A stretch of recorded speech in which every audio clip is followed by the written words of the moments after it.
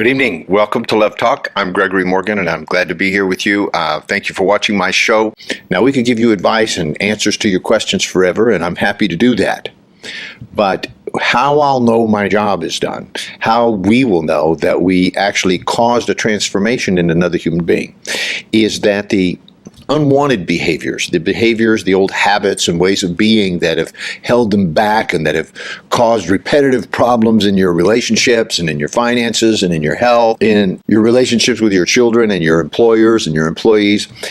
All of those types of behaviors are conditioned behaviors, and there's a kind of thinking that is underneath them that has given rise to these behaviors. The behaviors are often a response to an inner reality, and we're going to talk about that a little bit more here later in the show, about how your inner reality gets projected out into the world and becomes your physical reality. It becomes like measurably real. And this is true on so many levels. It's true in the level of your relationships. If you think that you're a loser and that nobody loves you, guess what kind of person that you're going to marry? You're going to marry somebody who responds to that type of thinking. So maybe you're going to respond to somebody who will unconsciously, even if they love you, even if they care about you a lot, you will unconsciously behave in ways that will trigger behaviors in them that will have them tend to want to reject you or be angry with you or upset with you, and tend to prove to you that you are in fact a loser and unlovable. However, what's invisible, and it's designed to be invisible to you, and that's why we call it the subconscious, it is in a part of our mind that never sleeps, never rests, and is actually in control of your life. Now, in control is a big term. I'll say that it's running your life. It may run your life out of control, but the subconscious mind is actually like the crew of a ship, for example. The conscious mind being more like the captain. Now, the captain may be in charge of the ship. He may give the orders. He or she may give the orders for, we're going to go here, we're going to do that, we're going to stop here, we're going to stop that. But who's actually running the ship is the crew.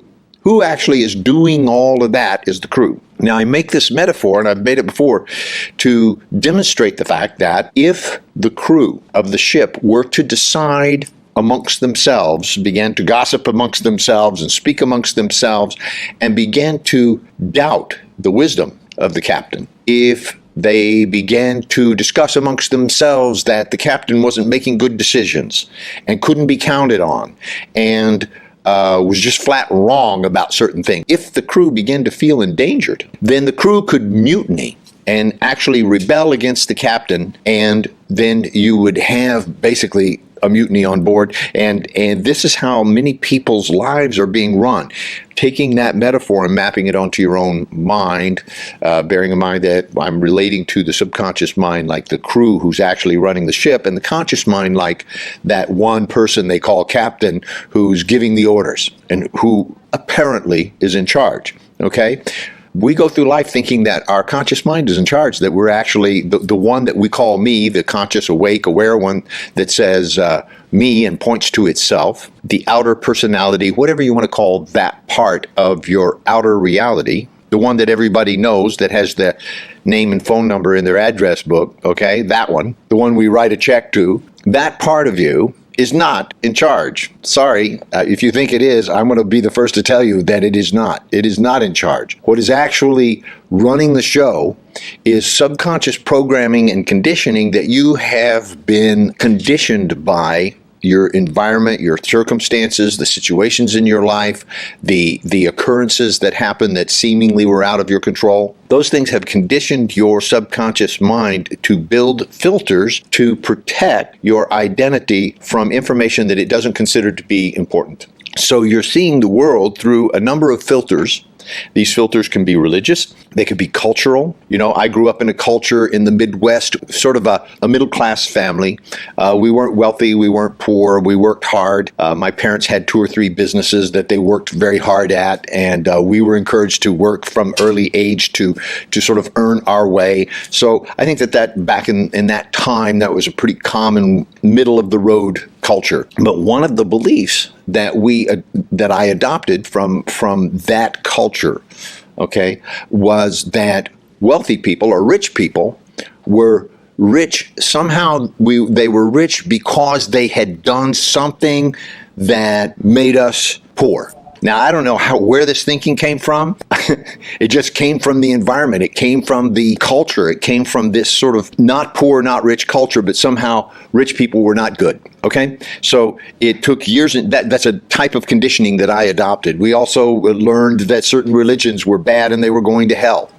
We never questioned that. It was just a matter of fact for the people that believed it, you see. There were certain things like that if you did that, you would go to hell or you would be a bad person. That later on in life, as I left my home and I grew up and I began to travel around the world and study many disciplines and meet many cultures, many people from different cultures, it began to break up that reality. It began to break up some of those belief systems, and I began to realize that, wow, I just lived in a small place that had small thinking and that nobody ever questioned it. And so as I traveled to France and Europe and various places where I've taught dance and theater and martial arts, and now I'm very involved with the Persian community, I see it's very easy for me to see the limiting beliefs that are actually cultural.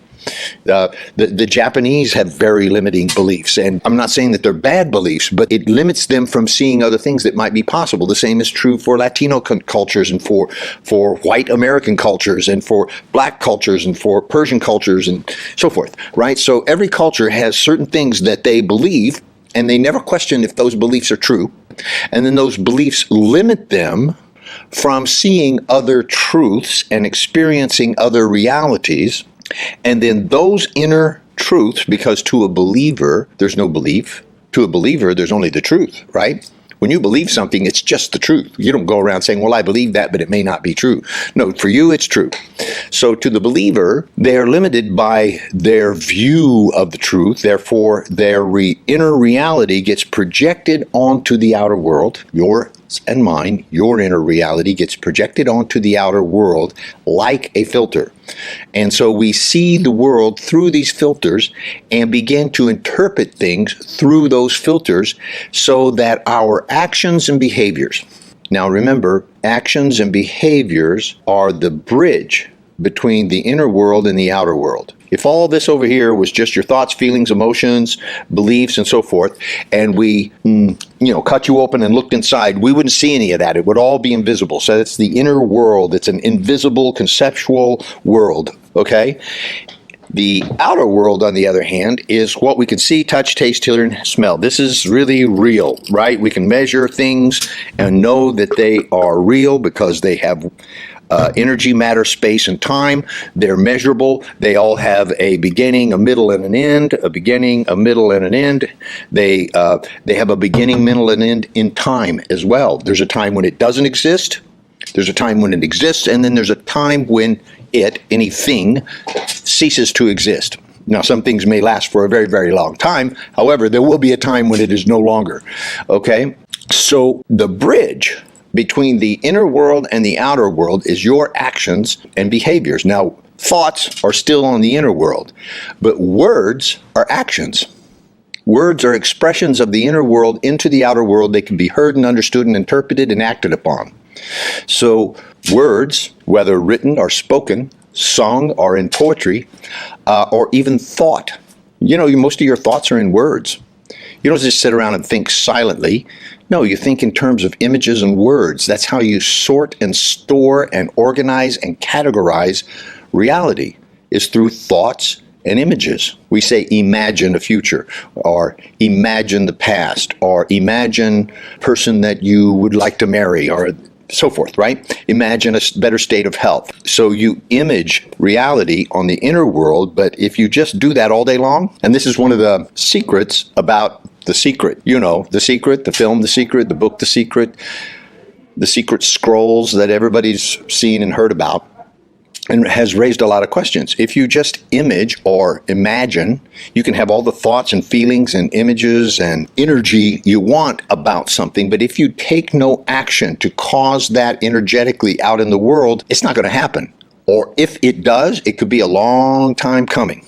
Okay? Actions actually speed up the process because you are saying to the universe through your actions that not only do you believe this to be true, not only do you see it being true on the inner world, you are at cause, meaning I'm causing this in the outer world through my actions. So, we've had many shows where I talked about the two sides of cause and effect. You're either causing reality, meaning you're imaging in the inner world, you're creating actions, thoughts, words, and feelings to cause something to happen in the outer world that is measurable in space and time, meaning you can see it happen and experience it. And others, like even if they weren't participating, they could video it and see that it happened, okay? I mean, it's measurable. So you could see things happening in the outer world. So that would be causing an effect. So in other words, you are either always causing your reality, or you may belong to that larger portion of the population who believes that they are at the effect of reality, that somehow, whether it's the Big Bang Theory or it's evolution or it's God, him or herself, but there or Great Spirit or some divine source, all of those are not in question here. They're all valid beliefs as far as I'm concerned, caused the universe. And so now you're just here at the effect of it. It's just happening to you. And so you have really nothing to do about it except hope and pray and wish and, praying to some kind of a reluctant God that is vengeful and punishing if you don't, has never been one of my beliefs. For me, praying has always been more like meditating on participating with God or that creative force to cause a life that would be of the greatest benefit to all concerned. To who can I be and how can I be and what can I do here and now in the physical world? What can I say? What kind of person, what kind of a man do I need to be in order to not impose my will on the world and change the world to fit some vision or image of what I think it should be, because my image or vision may be too limited. You see, I only see so much from where I'm standing. But how can I be a catalyst, an active element in the world that will cause a movement of energy, matter, space, and time? In other words, cause a change, make a difference in the world. What world? The world I live in, at least, right? And if you're listening to me, then the world you live in too. How can I best cause a change, a shift, an energetic movement that will have the greatest impact, the greatest benefit, the greatest possibility for full self-expression for all concerned? Whether I know them or not, whether they ever meet me or not, whether I'm there when it happens or not, it doesn't matter. What matters is that in choosing to live my life thusly, there is an unending resource of energy, if you will, that becomes available. There is knowledge that has no logical way of having arrived at it that becomes available. There are resources and people and friends and finances and things that show up in a surprising, seemingly miraculous way. People say, wow, a miracle happened. Maybe you just set out on a course of action and you started causing stuff and it started creating waves. And so what you ran into, that experience or that circumstance that seems like a miracle, maybe that's just a natural outcome of the cause that you've been creating in your life, that you eventually caught up with the effect of it, or the effect of it caught up with you. It is possible that you are creating, and I'm going to say that you are, at every moment of your life. Whether you just sit on the couch like a couch potato, or whether you work day and night and you're a workaholic, or whether you're anywhere in between, whether you're curious or you think you know it all, whether you're an intellectual or a complete artistic, woo-woo, spiritual person who has no aspirations to accomplish anything, I don't know, regardless of what level of energy you find yourself on or personal self-expression, you are at every moment of your life, every second, causing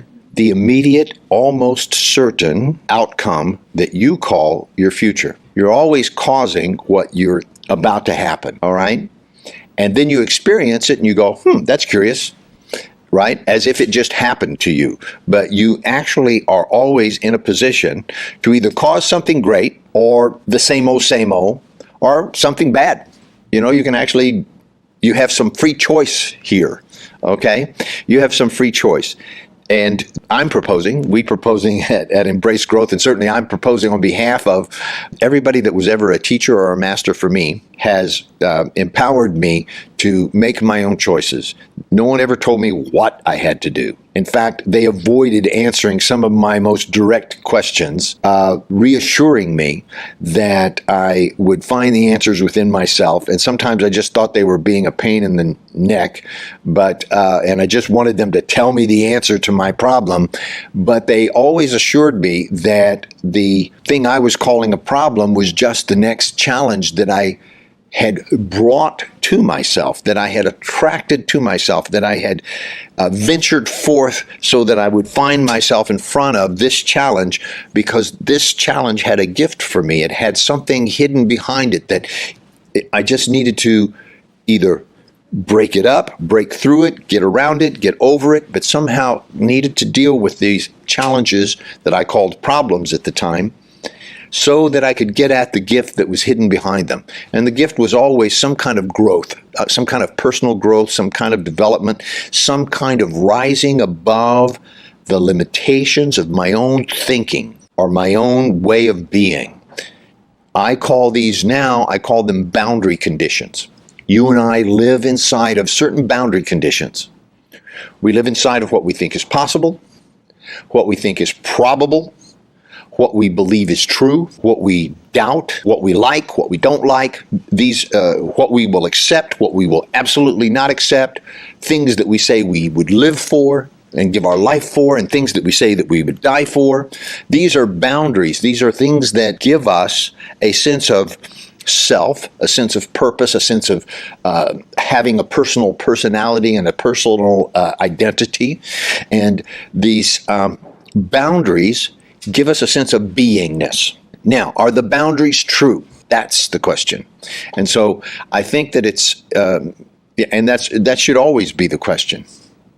Every time you run up against a limitation, every time you bump into one of your own belief systems, you need to ask yourself. I challenge you to ask yourself. I suggest you ask yourself, but authentically, not just like some kind of superficial thing, but actually ask yourself, is this true?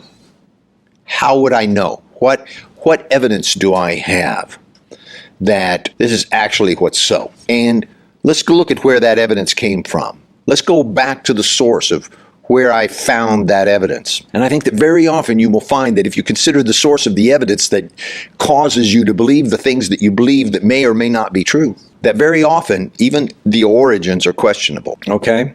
Very often the origins are questionable. Sometimes, and I've done this with my own religion that I grew up with. I'm like, well, how do we know this is true? Well, because it says so in the Bible. Okay, well, how do we know the Bible was true? Man, you could get in big trouble for asking that question where I came from. That was blasphemy. That was like, you'd be struck down by God for questioning if the Bible was true. Well, I'm still here, okay? And I questioned, well, wait a minute, who wrote that? Oh, so I began to find out. It was written in Aramaic, a language that apparently no longer exists, and it's been translated like a dozen times by people that not even sure who all translated it. Okay. Then we find out that large portions of it were destroyed or banished or thrown away, and certain other portions of it that used to be there are no longer there, but they were there before. And so when you start studying even the history of something like the Bible, you begin to find out that it's a likely story that was told by some maybe well-intentioned person, and we have no way of being absolutely certain that that's the actual person that wrote it, or whether it was somebody who said they were that person, or whether that person dictated something to somebody else and they wrote it down correctly. You see, so I began to really look at that and say, okay, but I mean, everybody around here where I grew up says that's the word of God and that's why it's true. And so therefore, this belief that we all believe here together and which binds us together and makes us a good people You see, everybody that believes this is good and we're all going to heaven, and everybody that doesn't believe this, well, somehow or another, they're going to burn in hell forever. And I just found that really hard to believe. I just couldn't believe that. I thought, well, God's so good that if you don't believe in him, he'll burn you in hell forever. That doesn't sound right. That somehow it just didn't sound right to me. And I began to question that. And so I got in a lot of trouble for questioning these things. But I also got free of some things. And so I'm not trying to, put down anybody's religion. You should believe whatever you want to believe, but at least question where those beliefs came from. Who wrote that down? Who said it was true? There's been a lot of people in history that said that they were the messenger of God and the only messenger of God. Okay? There's a lot of people that have been saying that. We know of a few of them, of course, and so all the great wars have been between the believers of those, a few of those, but there's been others that didn't quite make it into the mainstream.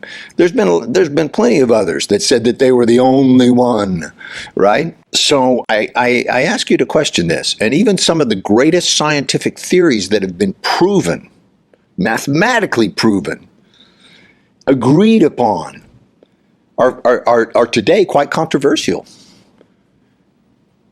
Today, I mean, there's people that have been put to death for putting forth scientific theories that questioned the belief of the day. So, scientific or philosophical or religious thoughts that questioned the beliefs of the day and challenged the thinking of everyone. Now, I see that there's a line lit up, but let me take this call. Hello, this is Gregory. You're live on the air. Hi, I have a question. Sure. You talked about subconscious. I see that, in order to reach the reality, I have to clean up this subconscious. I have to access it. Well, the subconscious isn't dirty. You don't have to clean up the subconscious. It's a particular thing that I want to change, but, I just want to get it out of my way so I can reach beyond that. Right, I got it. Well, you said I need to clean up my subconscious, and that indicates, that choice of word indicates that maybe the subconscious is somehow misguided or messed up and needs to be cleaned up. I want you to know that that's the conscious mind's words that said that. Okay, that's the conscious mind, addressing like, okay, I'm going to clean this subconscious mind up. If you thought of your subconscious mind as being, have you ever seen, you maybe haven't been there, but you've seen pictures of like the Houston Astrodome, this gigantic dome that they play football in, and it holds like, 50,000 people or something? Right. Right? And it's this big dome, right? Huh? Okay, and then think of all the things that can happen inside there, the millions of possibilities that could go on inside this thing. Heck, you could fly an airplane inside there, right? Not very far, but you could fly it around. And it's so big that it actually creates clouds. It has its own atmosphere inside there, okay? And if you related that to be like, that's your subconscious mind, and your conscious mind would be about the size of a golf ball sitting on top of it. Right. Okay? So your subconscious mind is vast and has infinite possibilities. And it already understands everything that may be not going on well with you in your life, and how to best address it. So I say that you could totally trust your subconscious mind. People have been taught to not trust their subconscious mind. Why? Because they have bad behaviors. So they think, oh, this bad behavior came from my subconscious mind, therefore my subconscious mind is somehow stupid, evil, misguided, whatever, malfunctioning, right?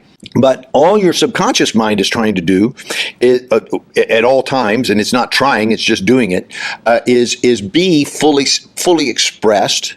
And the conscious mind, what we call the conscious mind, the golf ball, its job is to do one thing: cause you to survive by looking out and predicting not what's good's going to happen. That's not its job. Its job is not to make you happy. Its job is only to cause you to survive. Surviving isn't necessarily happy, it's just living, right? So the conscious mind's job is to look out, look into the past, look all around, and look for problems.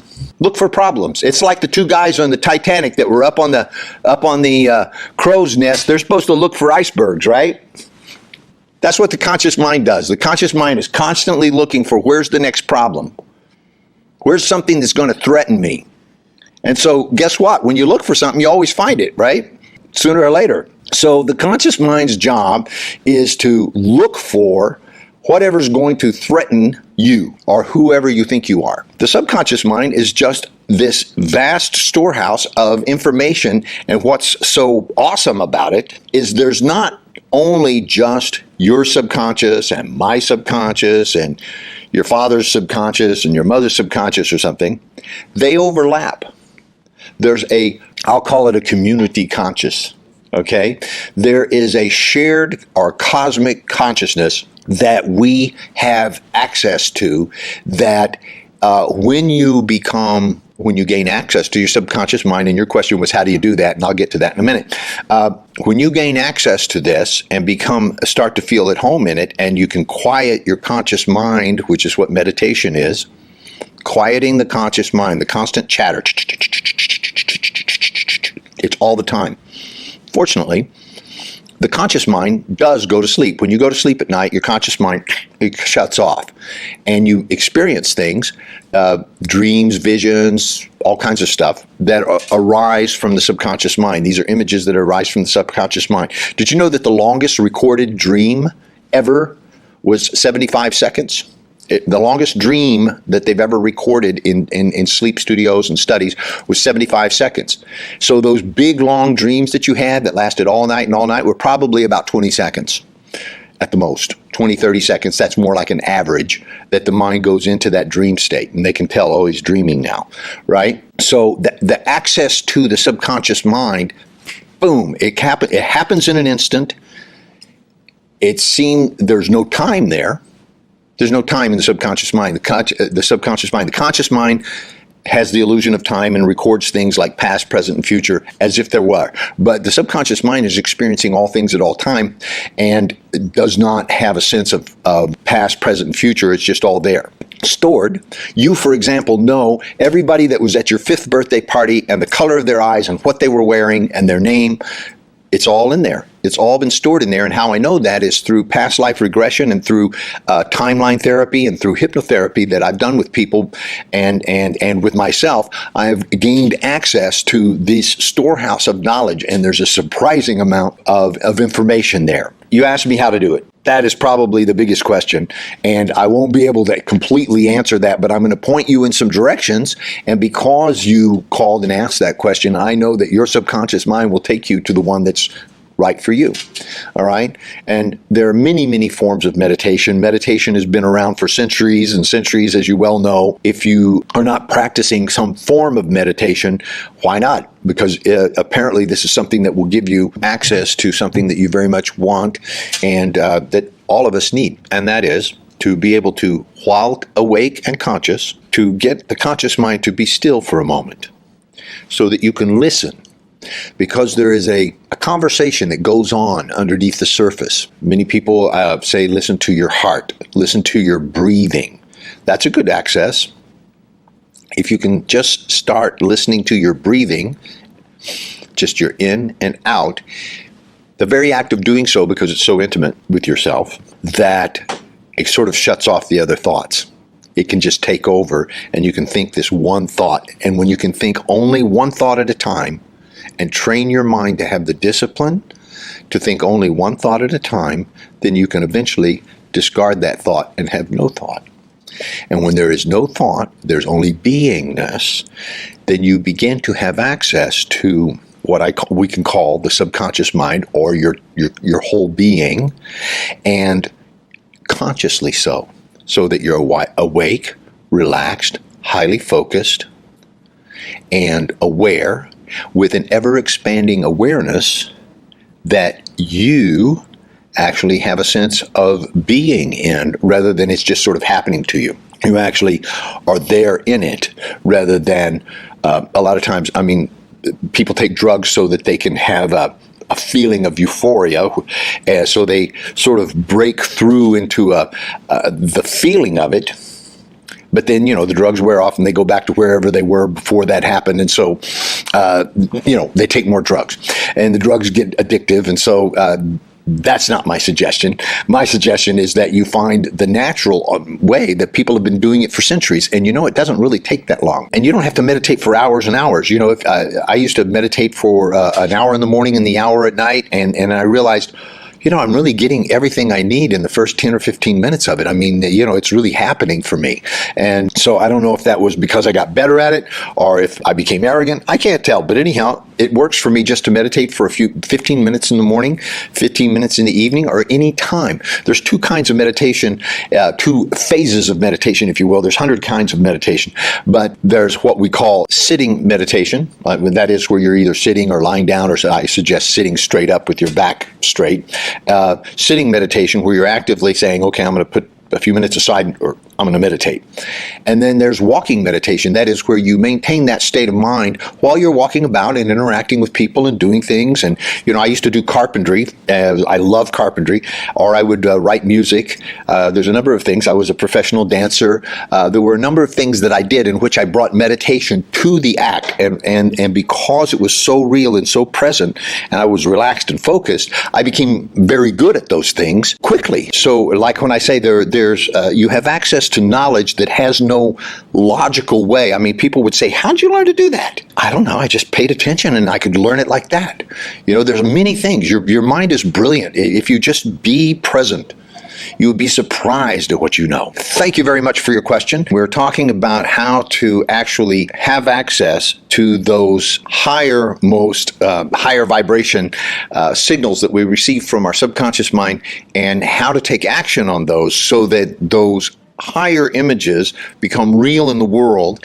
And very often that is what we need to do in order to access a different type of behavior. People usually come to our office or to our workshops, or they call on the show because they want to escape from or move away from either a bad feeling or a bad behavior, or they want to fix somebody else's bad behavior. That's very often the case as well. They think that if they can change somebody else, then they will feel better, right? If I can just change my wife or my husband or my boyfriend or my child, I will feel better. I'll have a better life. So usually people come to us because they want some kind of a change, and the change that they are looking to make is on the outside world as opposed to on the inner world. Okay? People don't have a tendency to look at the inner world, which is, once again, the source of their experience. What's going on inside of you is causing not only what you experience, but what you don't experience. You see,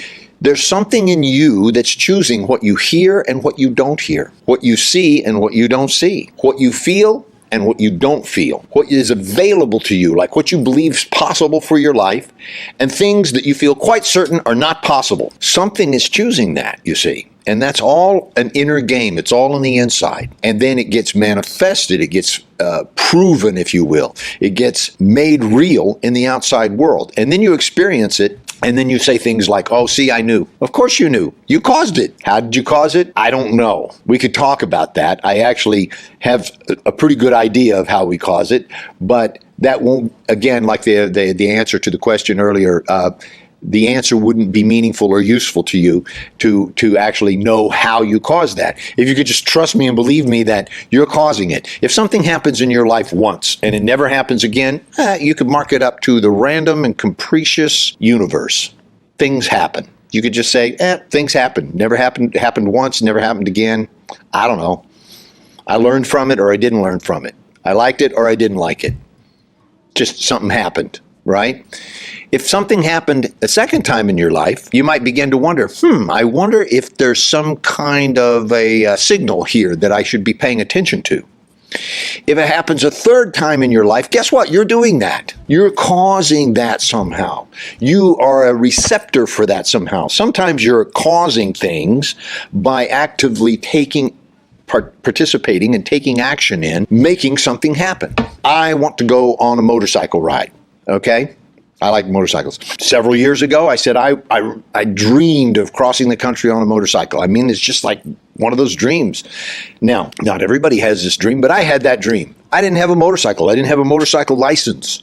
Years and years ago, I used to drive motorcycles, and I had stopped doing that for all kinds of reasons. And, it was missing in my life. But I really wanted to ride my motorcycle across the country, and I didn't even have a motorcycle or a license or, at the time, the money to buy one. And certainly I didn't have my wife's permission to get on a motorcycle and go across the country. I began to take certain actions. First of all, I drew a motorcycle on a piece of paper with me on it, like some kind of drawing, and then I wrote, in the next 3 years, I will ride my motorcycle across the country. And I even said the brand and the kind of motorcycle it would be. Okay?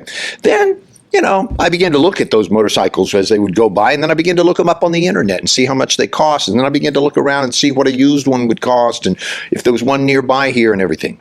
Then I started looking at how to get a license. And again, I'd had one years ago, and so I took a safety course and went down and got my motorcycle license. I still didn't have a motorcycle, but I had a motorcycle license now.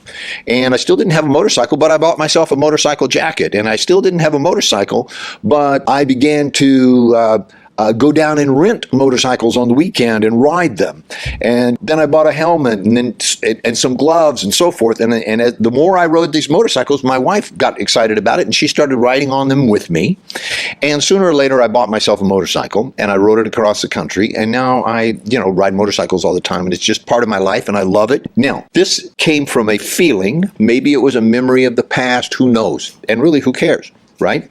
It was a feeling, and it made me feel good. I felt good about it, and I liked it. And that feeling became a thought, and that thought eventually took action in the outside world. I began to talk about it.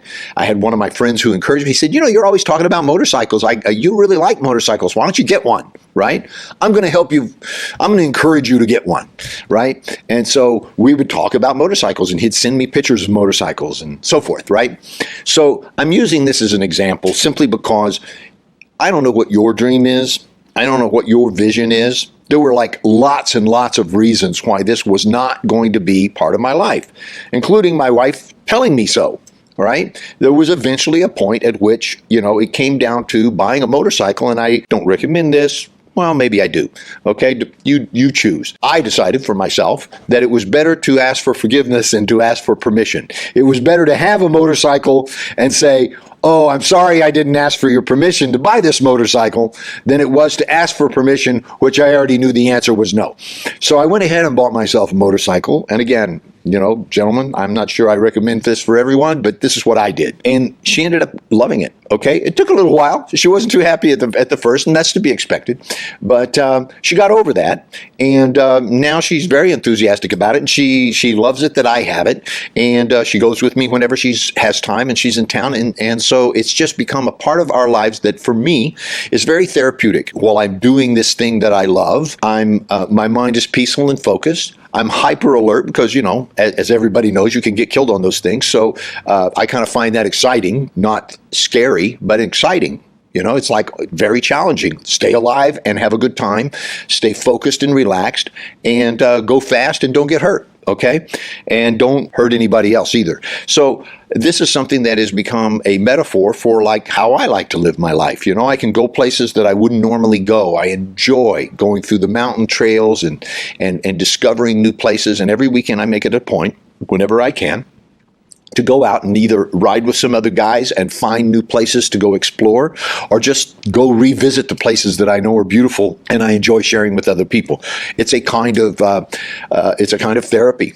Really, it reminds me that life is good and exciting and challenging, and it keeps me focused. So I brought this example just at this moment for you because there's something in your life, perhaps, that you have an image or a thought for, and you would like to see happening in the outside world. You would like to have that in your life. Maybe it's a better relationship with your wife or husband or lover or boyfriend or fiance or whatever. Maybe it's a better career. Maybe it's a healthier body. Maybe it's a more spiritual connection with God or the universe or with nature, whatever you consider to be sacred and worth loving. It may be to be a better parent or a better student or any number of things that you would like to do, but you're just not able to. There's a lot of reasons why you can't, and you could sit there and list them out. In fact, you could write them all down, and you've done it 100 times. You have the long version and the short version of why you can't do that. And you've repeated this to a number of people over and over. That's why you can't do it, because from the inner world, your thoughts, feelings, emotions, what we were talking about earlier when I said your conditions, your boundary conditions. In other words, you are bound by certain beliefs and thoughts. Now, if you keep talking about those thoughts and limiting beliefs, you're speaking about them, writing about them, repeating them over and over. That's an action in the physical world, isn't it? Because I said the first action is your words. Your words are actions into the world in which you express an inner reality into the outer world. And somebody hears it, somebody repeats it, somebody thinks about it, somebody gives you feedback on it. And so that inner reality becomes an outer reality the moment you keep talking about it. So if you keep talking about your limitations, guess what? Your limitations become real, like real. It's really true. You could prove it. You begin to gather evidence for your limitations. And let me tell you something, you're always doing one of two things. You're always either enrolling or convincing yourself and the rest of the world about your limitations, or you're enrolling, convincing, speaking about your possibilities. You're either always doing your possibility or your limitations. All the time. All the time. You're always expressing something that's possible, something that you envision, something that you hope for, something that you have an intention to cause, something that you desire and want to see, and you're either going to cause that to happen through your words first, really, because it arrives in language. Remember, I said how you organize and sort reality, what you call reality, is through images and words. Inner images that become words. You have words for things.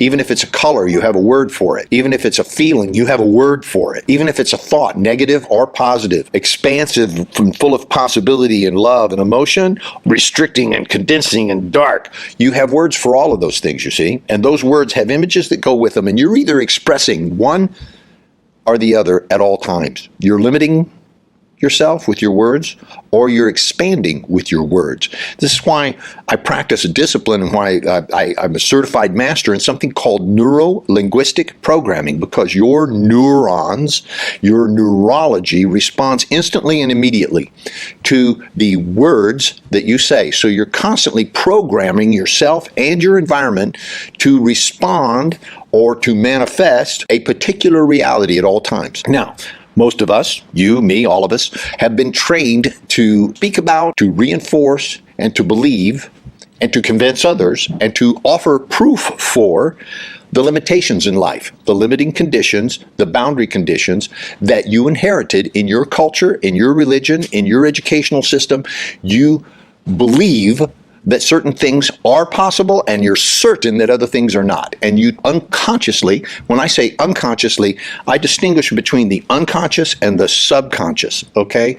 And a lot of people mix those words up. Just because you're unconscious doesn't mean that the subconscious is unconscious, okay?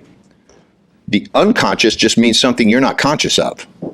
It's happening, but you're not paying attention, okay? If there's a car coming at you and you're not conscious of it, you're just unconscious of it. Doesn't mean it's not happening, you see.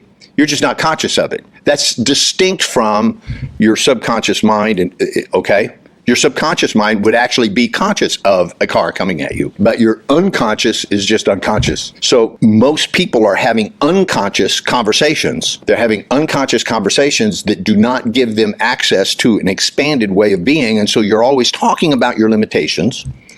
And therefore, your limitations start to become real. You know, I had an accident years ago. I was actually trying to expand my acrobatic abilities and as a dancer, and I took a class at the Broadway Gymnastics Schools, one of the most advanced gymnastics schools in the United States, which happens to be here in Santa Monica. And I signed up for a course. Now, I think I was 34 or 35 at the time and 6'1", and that's kind of tall and kind of old for a gymnast, okay? Although I'd already was an accomplished martial artist and had done a number of gymnastics and had a certain amount of training, I wanted to take it to the next level and include trampoline and some things like that. And long story short, I tore medial meniscus, a cartilage in my knee, and I was told that they were going to have to operate, and back then they didn't have laparoscopic surgery, and so they were going to cut my knee open and remove things and do something that was totally unacceptable to me. And I said, don't worry, I can heal this myself. And they said, no, you don't understand. Meniscus never heals. You cannot heal the meniscus. Once it's torn, it can't mend itself. And so you can't do that. It has to be removed, and involves all this surgery. And I just said, thank you very much, and I declined. Now, I went to several doctors, and all were absolutely convinced, and I'm sure that if any of you have had a torn medial meniscus, you would go to a doctor and they would tell you exactly the same thing, because that is the belief system that has been taught to them, and there's ample proof that that is true. So with all respect to that discipline, I said, thank you very much, and I moved away from authority figures telling me these limiting beliefs. And I took it upon myself to look up in encyclopedias and every other thing, because again, back then, Google wasn't so prevalent that now you could just go medial meniscus on Google and find diagrams, pictures, and everything you want to know about a medial meniscus and how your knee is put together and what it's made of and its consistency and all that. I had to look it up in books, and I did. And I spent a great deal of time visualizing inner world, visualization, reality, sorting, storing reality by visualization and words, right? And saying to myself but first I had to know what a medial meniscus looked like. Like, what was it shaped like? Was it spongy? How was it? Where exactly it was? Because I needed to totally understand what it was so that I could create visually in my mind a perfect one that was perfect, whole, complete, untorn, and undamaged in any way. Long story short, it took me about 9 months. And for about 9 months, I walked with crutches and a cane and so forth. And I was told by the doctors that if I didn't have this operation, that I would never walk without a limp again. After 9 months, I was able to get rid of the cane. And for another 2 or 3 months, I had a slight limp that I was able to tolerate. And then after a year had gone by, so at 9 months, 3 months, about a year had gone by, I was walking normally again and without pain. And that was, it's 30 years ago. Okay, it was 30 years ago, and since then, I've gained two different martial arts, black belts in 2 different martial arts, which involved a lot of stress on that knee. I had a construction company which required me climbing up and down scaffolds and jumping off of ladders and carrying things and picking things up and climbing around. And so I've had a lot of action on that knee, and worked out at the gym and done many, many miles of running and jogging. In other words, I have a very, very strong knee where I was told that was impossible, it couldn't be healed, and so forth. My point about it is that the inner world can create the outer world. You have to speak it, believe it, see it, and challenge the limitations, okay? There are a number of healing instances in my life where I have had to heal myself, and I won't say I had to, I want to say that I could. Because I believed that I could, because I believed by challenging the thinking, I knew that things weren't not always necessarily what everybody said they were. And I began to challenge the beliefs, and I also took the time to quietly and sometimes very persistently sit down, focus, quiet my mind, and have just one thought, and then finally let that one thought dissolve and go away like a drop of water drying up in the sun. Just let that thought go, and then just be there with my experience there at the moment, and then call forth the thought that I wanted to have, which in the case of the self-healing was to simply visualize and imagine a perfect body part or a perfect, I've healed other things like shattered bones and things like that, healed them in ways that doctors have then scanned them and x-rayed them and said, well, it appears that there was some scar tissue here, but it totally healed. Did you know that you had a broken shin bone? And I said, yeah, man, maybe. maybe it was broken. But they said, well, there's evidence that it was. So I believe that you can do a lot of things that you don't think that you can do because you've been taught that it's not possible. I've used these examples in my own life, but not to talk about me or any special ability I have, because I think that I'm a normal man. I think that I have expanded outside the limitations that were given to me by my culture, by my family, by my religion. Well, it was never my religion. It was always their religion anyhow. I was just taught that I must believe it or else I would be punished by burning in hell forever. I just couldn't believe that. I'm sorry. And if you believe that, go ahead all you want. If you find that that gives you a certain amount of freedom and personal self-expression, and it empowers you in your life, and it makes you want to go forth and be a better person, then you just keep believing that. I don't. The whole point of Embrace Growth is not to impose my beliefs or my point of view about anything, but to offer you a chance to look at your own. I don't want you to believe something because I believe it. I want you to believe what you believe. All right. And I want you to challenge your own beliefs and challenge your own limitations and begin to expand yourself by being with yourself. We have two minds. It's one way of saying it. We have many minds, but two categories of thinking that we call mind. One mind is survival based. It's just to keep you alive. That's its job. That it exists as an actual thing has never been proven. We talk about the mind as if it were a thing. Have you ever seen one? No, you haven't. Do you know where to find one? No, you don't. Okay? If you ask certain cultures, where's your mind? They'll say, well, it's in your head, right? Everybody said, well, that's in your head. If you ask other cultures, Eastern cultures, they'll say the mind is here in the heart. So the evidence for the mind is kind of sketchy, that there even is one. But we talk about it as if it were true.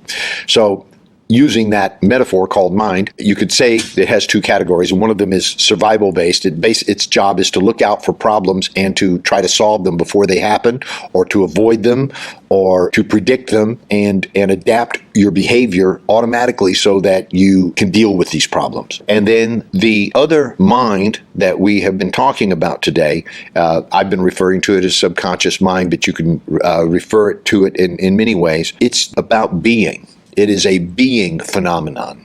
When the survival mind quiets down for a minute and stops constantly chattering and looking out for stuff and arguing with things, then the being mind, the mind that is just already there, it's already being there.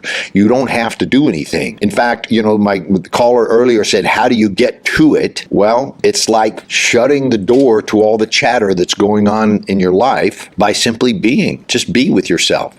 And notice when a thought comes up, it's like, no, that's not it. And just discard it. Let it go by.